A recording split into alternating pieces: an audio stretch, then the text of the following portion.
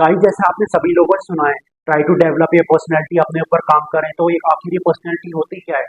Personality is not just one thing, it is a combination of a thinking, feeling and conversation, जो एक positive influence सामने वाले के ऊपर बनाता है। सामने वाला चाहता है मुझसे कॉपी करे, और when someone enters the room it lights up the room. That magnetic charisma is called personality. तो आखिर ये पर्सनैलिटी बनती कैसे है? First one is no yourself.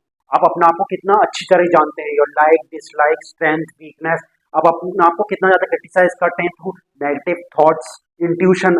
आप जो अंतर्गत विचार है उसे सुनते हैं, या हमेशा आउटसाइडर सामने वालों की बातों में आते हैं। फिर आता है positive outlook.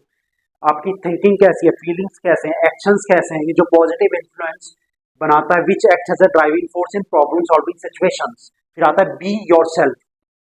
Always try to be yourself. Never try to convey fake personality, whether you are in home, office or alone.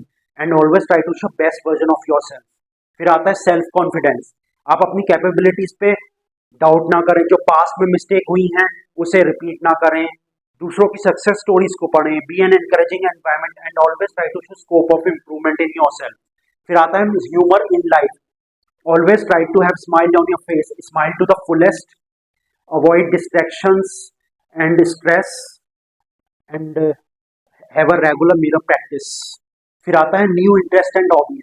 Apart from your work and apart from your studies, try to develop new hobbies which try to engage your self and try to have a positive impact on your personality. फिर आता है meet new people. Once a week try make a habit to meet new people, understand their lifestyle and culture, be an active listener, avoid distraction and have a regular eye to eye contact. फिर आता है appreciate others. Always try to appreciate others, never try to criticize or their weaknesses. Always try to appreciate regarding their work, behavior or even looks. फिर आता है forgive others. Forgive others regarding their past hurt statement or behavior.